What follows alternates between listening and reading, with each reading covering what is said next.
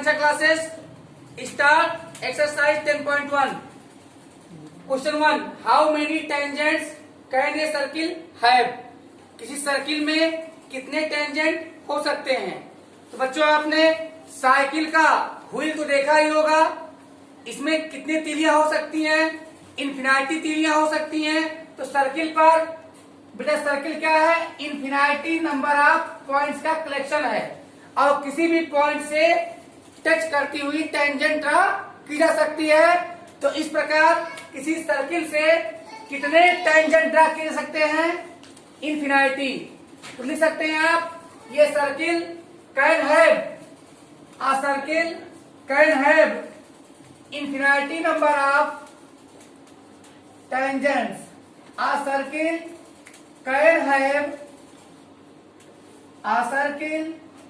can have infinity number of tangents. कितने आएंगे बच्चों, infinity number of tangents। कितने टेंजेंट होते हैं साइकिल के पास, कितने हो सकते हैं, इन्फिनाइटी। कितने हो सकते हैं, इन्फिनाइटी। अब आइए question number 2 fill in the blanks. ये tangent to a circle intersect it. तो देखिए किसी सर्किल का टेंजेंट सर्किल को कितनी बार इंटरसेक्ट करता है, कितने पॉइंट पर, 1 पॉइंट। कितने पॉइंट पर, 1। तो यहां पहले फिल इन क्या भर देंगे आप लोग, 1 भर देंगे। और सेकंड में, सेकंड कह रहा है ये लाइन इंटरसेक्टिंग ये सर्किल इन 2 पॉइंट्स। अभी हमने बताया था आपको सेकंड, वह लाइन जो सर्किल को 2 पॉइंट पर इंटरसेक्ट करती है क्या कहलाती है बच्चों, सेकंड कहलाती है। यहां दूसरे में क्या भर देंगे, सेकंड भर देंगे।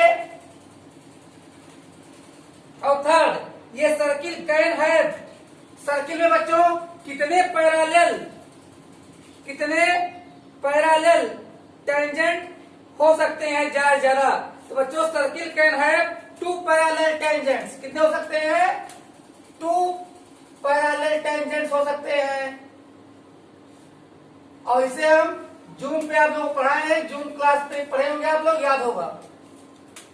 फोर्थ में the common point of a tangent to a circle and the circle is called, हमने बताया था पॉइंट ऑफ कांटेक्ट।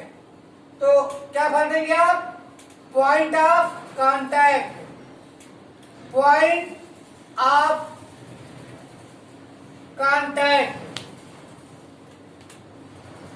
बच्चों ये फर्स्ट क्वेश्चन हमारा कंप्लीट हो गया, सेकंड भी कंप्लीट हो गया।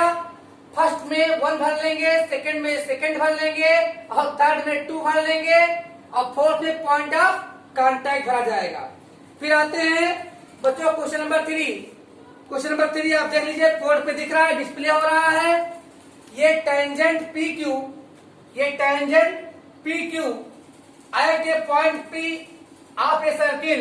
तो सर्किल का पॉइंट पी है,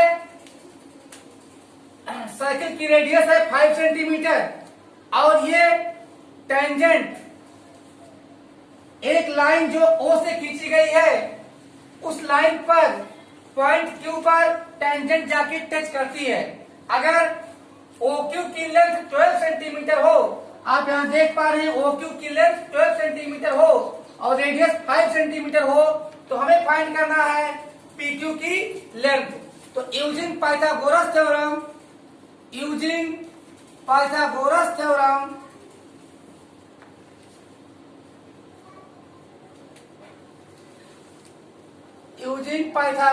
थ्योरम पाइथागोरस थ्योरम का यूज करके P Q is equal to O Q square minus OP square और P Q is equal to root 12 square minus 5 square जो बन जाएगा 12 का स्क्वायर क्या होता है 144 माइनस 5 5 जा 25 तो सब्ट्रैक्ट करने पे क्या आएगा √119 सेंटीमीटर। चलिए PQ की लेंथ आ गई है √119 centimetre. 10 option D is correct. 10 option कौन सा ऑप्शन करेक्ट है बच्चों option D 119 centimetre is correct.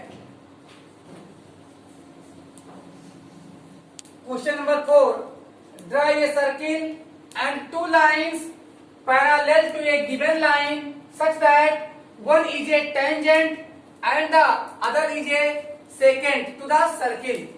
Let's start with steps of construction. First, draw a circle C with center O and radius R.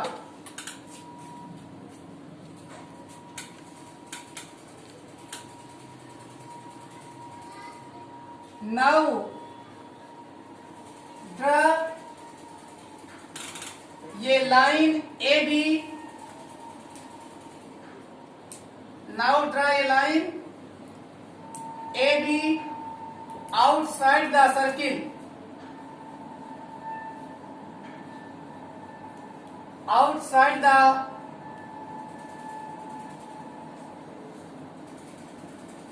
circle.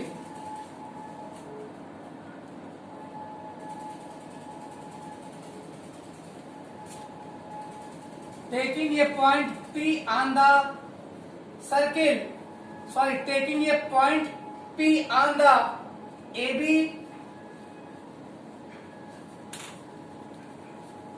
taking a point P on AB, AB पर कोई point हमने P ले लिया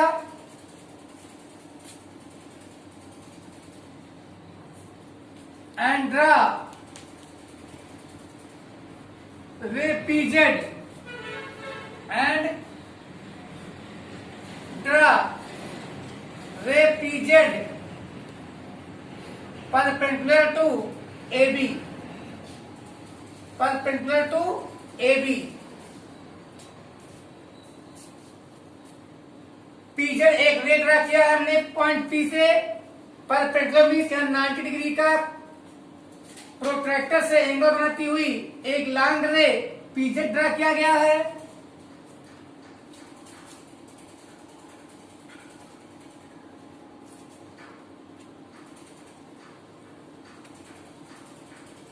taking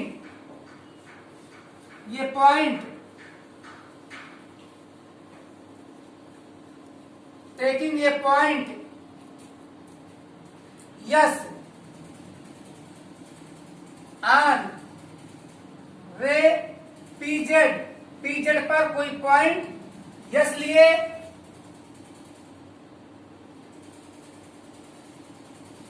and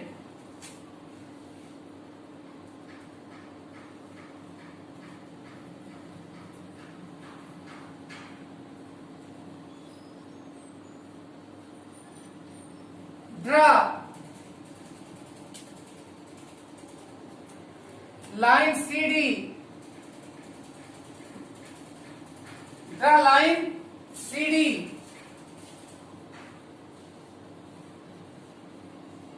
passing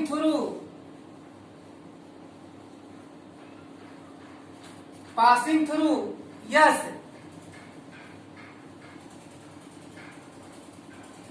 such that angle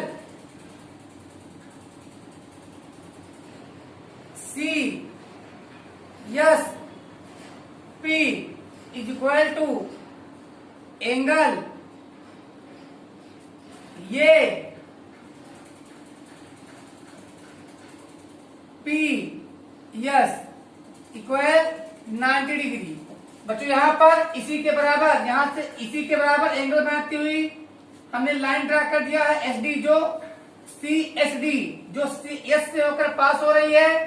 तो यहां पे हम देखेंगे कोरेस्पॉन्डिंग एंगल इक्वल हो जाएंगे। ऐसे में C D parallel A B होगी। आल्सो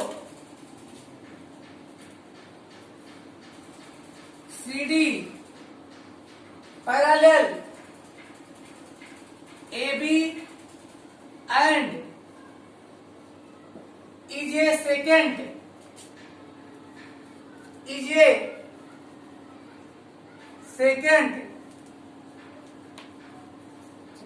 of the circle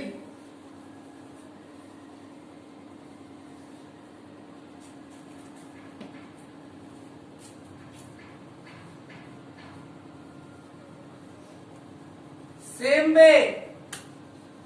इसी प्रकार from point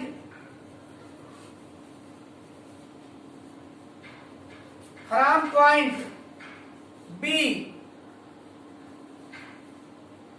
on circle draw angle EBS is equal to angle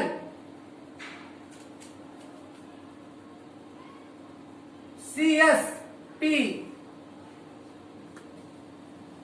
equal 90 degree, equal 90 degree.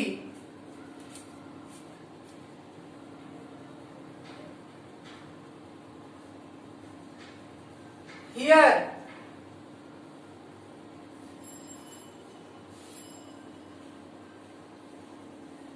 and draw EF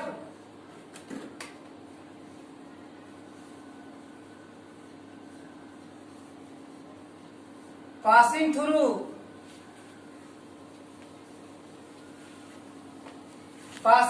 B and parallel to CD and AB. So students, clearly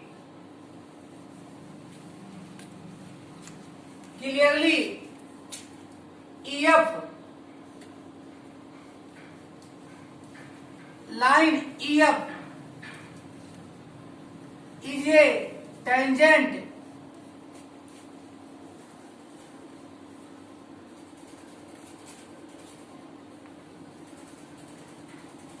and CD is a secant such that